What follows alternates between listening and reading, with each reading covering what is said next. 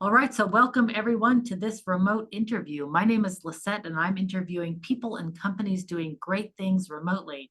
And all the way from San Francisco, California today, I have Adam Nathan.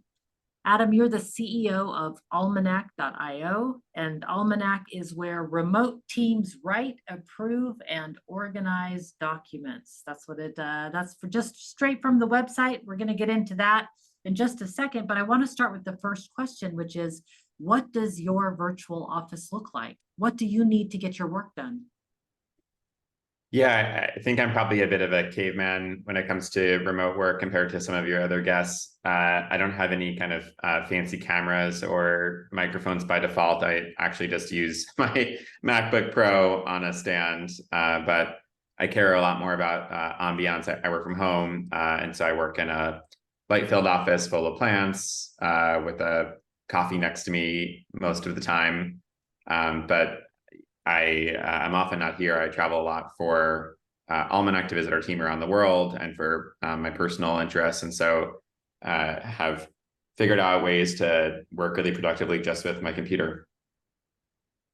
Oh, I love that. So I'm always surprised by how often people mention that they need light, plants, and coffee. Like that, even like it's on the same level as Wi-Fi connection, right? Like we want natural light and plants and coffee. So you're saying that the ambiance matters more to you than like the tools and the technology, that you've got a basic setup, but you love it because it's your home. Yeah, I think I guess, a simple person in this respect. I'm not by nature like a tool geek or maybe even like a tech nerd. When the personal note taking craze happened a couple of years ago, I wasn't into that at all. I still use Apple Notes for the most part, and so I prefer I think like simple, basic applications to get stuff done. Not things that overcomplicate my workflow or my team's workflow. So yeah, I try to do as much as I can with as little as I can. I love that. So that's ironic because you have built a tool, a documentation tool called Almanac. So I described it a bit in the beginning where remote teams write, approve, and organize docs, but I'd love to hear from you. What is Almanac and why did you start it? Yeah, well, I think the problem that we were trying to solve is that at least for me, I was spending a lot of my time before Almanac doing things at work that didn't feel like work. I was a product manager for about a decade before starting Almanac at companies like Apple and Lyft, and I thought my job was to help build products people loved, but instead I spent most of my days just sitting in back-to-back meetings, constantly trying to stay on top of endless emails and Slack messages. Most of the time trying to just get basic answers to basic questions like, did you read my document? Or what did you think of this idea? Or did you approve this proposal? Not necessarily things that were, moving the company forward and creating value, but just like basic collaborative workflows that you think would be automated in the 21st century. But those things were taking most of my time, and it wasn't particularly fulfilling work either. It wasn't the kind of work I woke up in the morning to do. Certainly wasn't the work that was on my job description. And I had this contrast with the engineers I worked with who used a tool called GitHub, which is a platform for collaborating on code. And the engineers on my team were way more productive than I was at actually just doing important work, getting stuff done, and were seemingly happier in the process. So I started thinking, what is it about code collaboration that allows these engineers to work so much more productively, and how might we apply some of those ideas to the work that business professionals and knowledge workers are doing every day? And so that was where the idea started.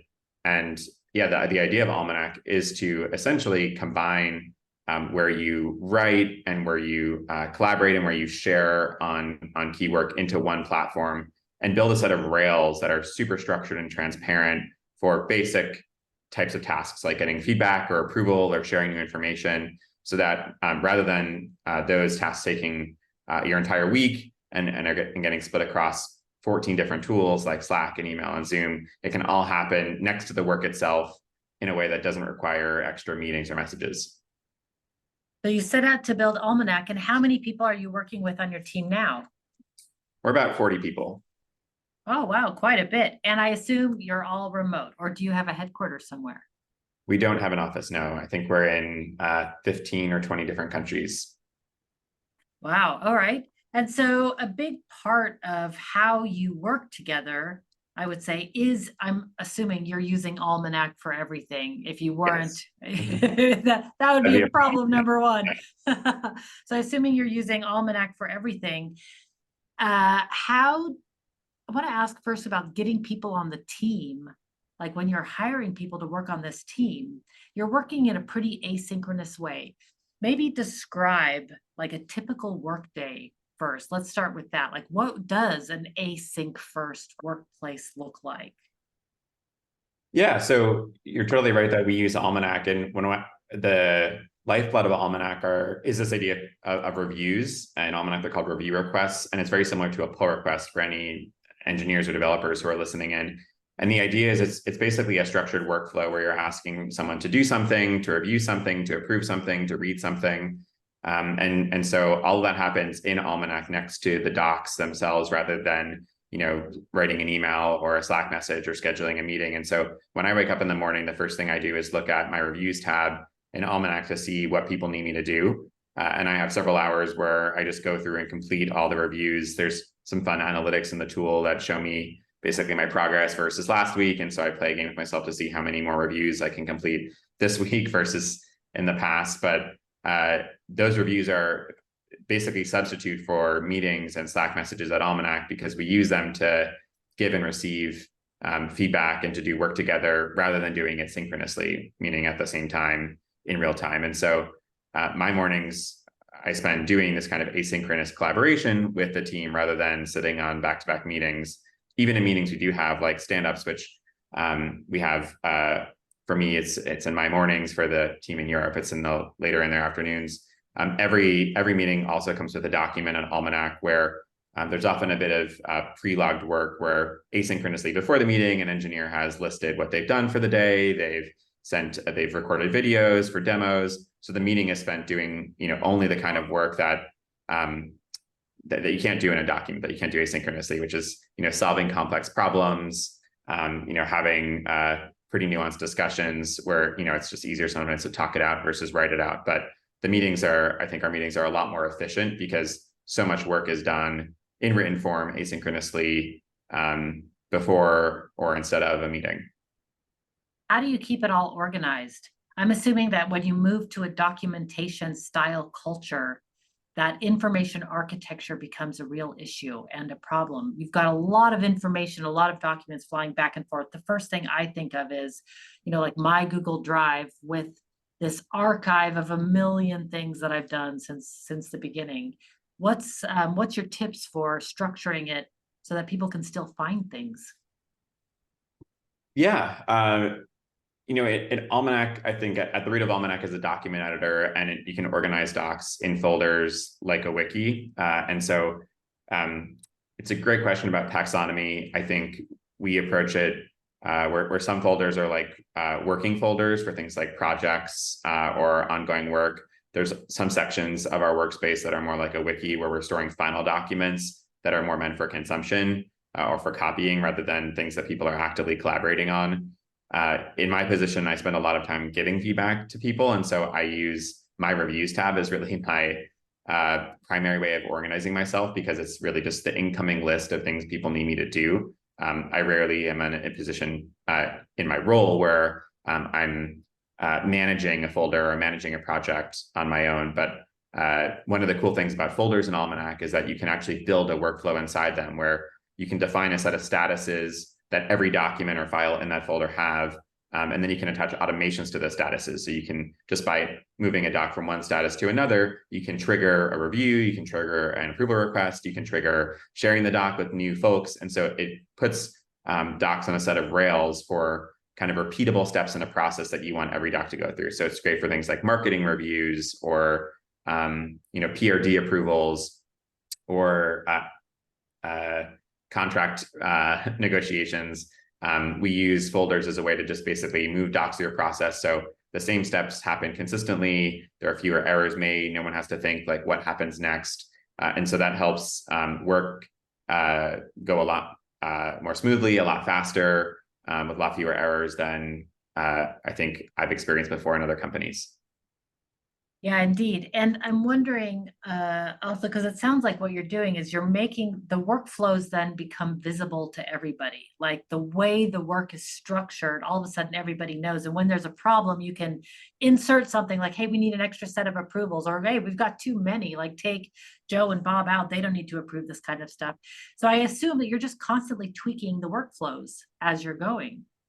We are, and I think the problem that we're solving is that for a lot of people, this process of trying to figure out how to collaborate is informal. It happens entirely in meetings, and it's manual. And so people spend most of their days just trying to figure out how to get, as I mentioned, those basic answers to basic questions. We did a survey a couple months ago where we asked 1,500 people, mostly business professionals, white collar professionals around the world, how much time they spent sitting in meetings, responding to messages, and looking for information. McKinsey asked this question in the early 2010s, and the answer then was 68%. And this was before COVID, before the big explosion of remote work.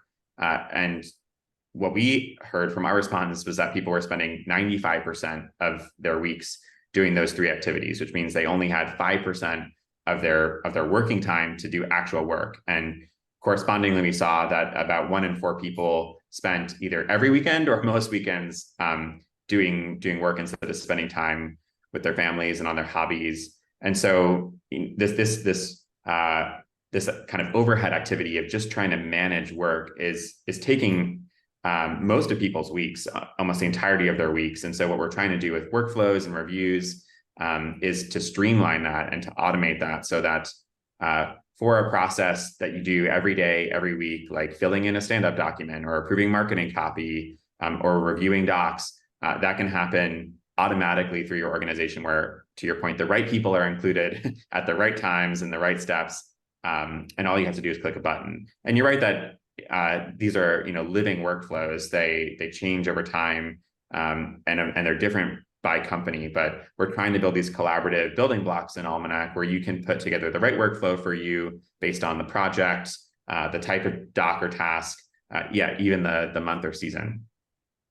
When people are first starting out using the product, how do you onboard them? Like, how do you get a company started? Because it sounds kind of like I think people understand the gist. Like, okay, I get it, but like, where do I start? Like, how would you get somebody in?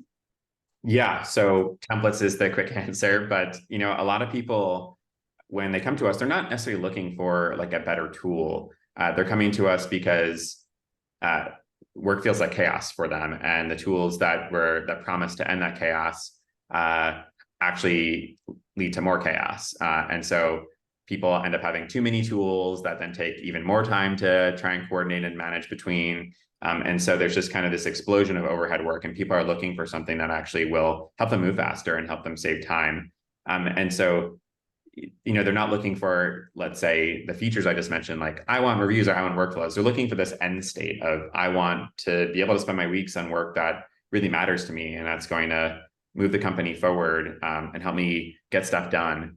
And so what we've done at Almanac is not just build a better tool, which we think it is, but actually dive into like, what does this end state look like? How are the best teams on the internet already collaborating, and what can we learn from how they've structured their knowledge, how they structure their collaboration? And so before we started the company, we started interviewing teams from very high performing companies like Apple and Amazon and Netflix and Stripe to understand like what specifically were they doing when it came to things like brainstorming or drafting work together or getting approvals or sharing knowledge or managing projects, to understand like what are those small degrees of difference that really lead to a step change in productivity. And at this point, we've interviewed over 5,000 people, and we've put together everything we've learned into what we call the modern work method. And it's basically, I think about it like agile for business, where it's kind of like a cheat code about how to work faster in this new world we now live in. And there's some high level principles in the modern work method, but there's also a bunch of tactics that come along with templates that we've gained from all these experts. And so what we do when a new customer comes along in Almanac is basically pre-fill their workspace with the templates that have been shared with us by experts that are proven to help people move faster, so that people are just getting the end state from minute one in the tool, and not something that they have to spend a ton of time configuring on their own. Yeah, because building a workflow, I mean, just visualizing a workflow can take a surprising amount of time, even if you think you've got it down, right? And giving everybody to agree, like, yes, this is what it looks at. So, Yep. of all the companies out there that you've talked to, who's doing it best? Who comes to mind? I mean, there's the easy answers, like GitLab has a great handbook, but I think the more nuanced answer is that many companies out there have figured out how to work well on the internet in many different ways. I'd say there's few companies that are doing everything perfectly, but in aggregate, if you look at, I think, any of the highest performing companies, especially in tech, but I think this is true even across the board, because most companies at scale, like a Walmart or a FedEx, are actually distributed companies. They're operating across time zones and geographies. So companies for a long time have figured out how to collaborate in a much more structured and transparent way. They didn't have a tool like Almanac before, but a lot of what we've tried to do in building the platform is take a lot of these insights we've heard from folks and just productize them. So Amazon is a great example where they built an in-house tool that allows teams to submit documents for review or approval to other teams. And it's just kind of a basic, like, jerry-rigged task management system where I can say, hey, Lisette, can you look at this? And then you can say whether or not you've done it. And then you can say whether you've approved it or you want to send it back. We built all that in Almanac just next to the document itself, hopefully with a bit more polish. At Google, ironically, at the top of Google Docs, a lot of teams insert a box where they say, who's reviewed this and what do they think about it? And what are the next steps, is kind of like a status indicator. And so we've, of course, built that into Almanac as well next to the doc. So what we tried to do is take a lot of these kind of jibs that different companies have created, often by repurposing other tools to fit an asynchronous workflow for their distributed team, and combine it into one single product. And so, we've heard about great tactics like that from, like, literally hundreds of teams. What we're trying to do is bring it all together so that just by using Almanac, you can adopt a lot of their best practices without having to think about it. As you're thinking, or as you're talking, I'm thinking about all these multinational companies that are requiring people to go back to the office now. And clearly their remote experiments failed for a variety of reasons. But part of the reason is because they weren't able to sort of get their workflows straight, or they weren't able to keep the connection and the engagement that they had when people were back at the office. But why do you think people are failing to go back at this? Well, Because I think hundreds of there's, companies are succeeding, right? Like, all these companies that you've interviewed are succeeding, and yet there's still this super strong drive to go back to the office. yeah, I mean, I think that's in the news now, and we'll have to see what happens over time. But if you actually just look at the data, it contradicts what you're seeing in the news. If you look at among white collar professionals before the pandemic, remote work or remote jobs were about 22% of the workforce. Today, they're at about 66%. At September 2022, which is right before pandemic era work restrictions ended in the United States, that number was at 64%. So remote work has actually held steady for the last 9 months and even grown a bit. So remote work continues to expand. If the most popular jobs, according to LinkedIn, on their job boards are remote jobs today, I think are about 20% of total jobs, but about 50% of applications. So what's interesting about when you actually look at the data and not just listen to the news articles, remote work has continued to grow. It's continued to grow across all sectors, not just tech and business, but even things like education and healthcare. Thanks to the rise of online education and telemedicine, those remote jobs in those sectors have grown. It's even grown in sectors like food production and transportation that are, like, highly in person by nature. It's continued to grow across geographies. In the United States, remote work has grown in every state by at least 10%. Some of the states where remote work has grown the most are states like Maine and Connecticut and North Carolina that had these kind of commuter bedroom communities where now people don't have to drive into an office park anymore. Not just kind of the states you'd expect, like California or New York. And remote work is growing because people like remote work. It provides flexibility. It provides optionality. It provides people to get a better job at often a higher a pay rate than they could in their local market. And so I think that is the actual trend. That's the current that's happening. As to why CEOs want people to return to the office. I think a lot of it is that the people who you hear calling for return to the office are largely men, largely over 40, largely white. You rarely hear young people asking to return to the office. You rarely hear this from women or from people of color or from disabled people or from LGBTQ people. And I think that's because these old white men had a grip on power before, where they could physically manage people in an office, basically control people, and understand, when people were coming in and when people were leaving and what they were doing while they were there. And I think that fundamentally means that they don't trust their employees, their teams, to do the jobs they hired them to do. And I think it is deeply uncomfortable, borderline untenable for these old white men to continue going on in a world where they can't see their people. And so I think fundamentally for the people who are calling for a return to the office, it means that they don't trust their teams. And I think, remote it's a silly phrase to me, because what we're really talking about is internet work. But remote's not a location. Remote's an absence of a location. Like it's not a place. And what I think what internet work does is it exposes the core DNA of teams. And I think a lot of these teams that are dysfunctional when they moved to a remote stance during COVID was because they weren't actually working that great to begin with. And remote just took away all of the accoutrement of the office, all of the happy hours and the coffees and the lunches and the fancy whiteboard rooms, and just exposed how poorly these teams were working. And remote itself doesn't fix that. It just underlines that for a lot of teams. And I think managers on dysfunctional teams and CEOs of dysfunctional companies are faced with a choice. They can either acknowledge the fact that they weren't working well before, that there was a lack of trust, a lack of productivity, and fix it, or they can ignore it and think that going back to the office is going to make it all better, which of course it won't. But I think we're witnessing this last gasp, this kind of instinctive response of people who don't trust their teams, who are running their teams poorly, wanting to return to the past. And I don't think it's going to work.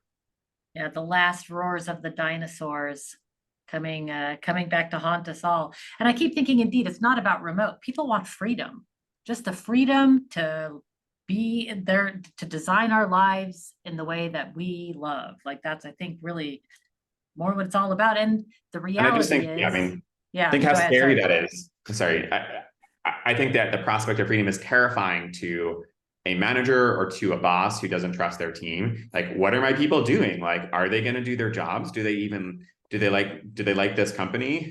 Compare it to a relationship with a controlling boyfriend or girlfriend, where it's well, you can't go out tonight because what are you going to do? And what happens if you meet somebody? And what happens if you like them more? That's not a healthy relationship. That's not a relationship that's going to last. But that's essentially what's happening when a lot of these men are asking their teams, or demanding their teams, to return to the office. They don't trust people with the freedom you're talking about, with the flexibility I mentioned. And to be fair, it is overwhelming if you're not used to the freedom. It is overwhelming to all of a sudden have to design your life. You're like, oh my God, how do I set up a workplace? What does make me productive, right? There's a lot of soul searching going on there for that. But I like what you said, that a lot of these companies, that when they've gone remote, that it's breaking down because their workflow processes to begin with were pretty sloppy. And when you take a sloppy workflow process and you make it remote, then you've got chaos because nobody knows what's going on. You could keep it together in the office because everybody can see what they're doing. But once you go remote, indeed, that chaos just gets amplified for people. So we're close to running out of time, and I'm dying. I've got a ton of questions. So one is about onboarding onto your team. Everybody wonders about onboarding remotely. What does your process generally look like? What happens when somebody comes on board at Almanac? Yeah, as you can imagine, we put a bunch of intentionality into how we do this. There's a lot of documentation, and so the minute somebody, even our offer letter is fairly structured with a good explanation of what their role will be like, what their days will be like, what our benefits are like. We have a great handbook, company handbook that lists everything that you possibly want to know about working at Almanac, and we provide all that information to candidates throughout our process so that there's no questions in their mind by the time an offer comes. We want them to have full transparency, full information about who we are and how we work, and what their day-to-day is going to be like, so they can confidently make a decision about whether Almanac is right for them once they accept an offer. So for us, onboarding really starts before we even get to an offer, and a lot of candidates. The final round in our recruiting process is actually a conversation about our virtues, which are the core set of beliefs that drive our culture at Almanac. I have a CEO one-on-one guide, as does every manager here, and we discuss that with candidates too. So, even before they're done with our process, we're already getting a sense of, whether they fit into our culture, and making sure that, they understand what we're all about. Once they sign an offer, there's an onboarding checklist, which is, I think, pretty standard. But we have an onboarding buddy that we connect to the accepted candidate to make sure that they're transitioning in. Of course, we provision materials like a computer, and we have a stipend for remote work so that people can adorn their office with whatever they need, whether it's like a bigger monitor or a nicer chair or plants. We'd like to make the first day feel really special for candidates. And so we do like a first day interview that we publish in a document and on Slack that everyone comments on, where we ask kind of fun personal questions of folks. We send people a document with videos and images of people from around the world saying, like, welcome, Lisa, we're so glad to have you here, to make people feel really welcome and psyched up to be at Almanac. And then we have a pretty strong 30, 60, 90-day plan that guides all employees around what wild success looks like, and then breaking that down into tasks week by week and often day by day in the first couple of weeks, so that people are kind of guided into their jobs in a really structured way that doesn't overwhelm them. And that combined with a bunch of one-on-one check-ins so that people can get to know folks in the company and also have a lot of time with their manager up front. We have found is a good way to get people comfortable with, who they're working with, what they're working on, how we do stuff at Almanac. We also have pretty frequent retreats, and we try and make sure that people have an in-person meeting with their team or other folks in the company within like 3 months. We have found that it can be, pretty disorienting if you go too long without actually like getting to know folks, and it just makes work so much more rewarding when you get that in-person time, IRL with members of the team. Oh yeah, nothing like sharing a big pile of nachos together. That's always really good, right? And so you mentioned also in the very beginning that you travel a lot to visit your team. What is that like? Does everybody travel a lot to visit? Can everybody visit if they want to? How does that work? Yeah, so we've experimented with this over time. We do several different types of retreats. We do a company retreat every year. So this year, I think we're doing it in Costa Rica, where we bring everybody together. We do team-based retreats. So for our engineering team or our marketing team, we bring folks together just to do kind of half culture, half business stuff. We have an upcoming engineering team retreat in Tulum in July. We've also done sprint-based retreats, where if we have like a project we really need to get done together, like redesigning the app or building an important feature, we'll bring a cross-functional team of folks together somewhere. And I think about that like kind of like a hot box environment, where we often are in a nice Airbnb, but working really hard to get something done by a deadline, still enjoying wherever we are in the process. But it can feel really fun to get people together, and kind of simulates, I think, the early stage startup environment in an office, or at least what people imagine it being like at its best. Last year, we also did something called co-working weeks, where we had 4 weeks throughout the year without a business agenda, where we rented a big Airbnb in Greece, in Tuscany, in New Orleans, in Palm Springs, and people could sign up for a week. They had got a stipend for a flight to travel to the location, and the whole idea of those weeks were just to have people get to know each other in a purely social sense. So there was no business agenda. It was intentionally folks from different teams in the company, just so that people could form relationships in the same way you would at like the very best happy hour you've ever experienced in an office. And, we think that that piece of really getting to know your coworkers as humans is important to productivity. It's important to retention, to being, in other words, happy at work, that it doesn't just feel like a paycheck, but really feels like a group of people you enjoy being around, that you respect and trust and like. I love that. So we're not saying like it has to be all remote all the time. It just has to be deliberately remote and deliberately in person. And that makes all the difference, I'm assuming. Yeah, I mean, Okay, I think we probably still save a lot of money compared to having to have an office, and certainly we save money as a company because we have people all over the world versus in San Francisco, which is a very expensive city. But we still invest in our team. Culture takes work, it takes money and time and focus, and yeah, I think even if you cost it out, and as a CEO, I think about things a lot in terms of our P&L and ROI. The cost of losing a really good person on our team can be hundreds of thousands of dollars in lost productivity, lost knowledge. If we have to pay morale. yeah, it can morale, but it can, just in dollars and cents, it can cost probably $50,000 to $100,000 to have to try and find a replacement for a really good employee. And so, if you think about what's the probability of losing one of your best people, spending $20,000 or $30,000 on a retreat that gets everybody really motivated and energized for work when they get back to wherever they live, like it's totally worth it. And again, is cheaper than the alternative of either not doing it and losing great people remotely, or trying to co-locate everybody in an expensive urban area. I love it. All right, so I've got two last questions, both relatively easy. I saw on your LinkedIn profile that you love airplanes. And being an airplane hater myself, I just had to ask, why? What do you love about airplanes? It's a great question. It's just a childhood obsession. I love airplanes and airlines and airports, all things aviation. I think it's a technical marvel that we can go to sleep on one continent and wake up in another. And so I think that the technology and all the infrastructure we built to support it is just amazing. I think airlines are fascinating businesses. They're deeply experiential. They're deeply human. There's a lot of customer service that's involved, human to human. They're very operationally complex. Everything that has to go right just for you to not notice that anything went wrong is a crazy amount of things.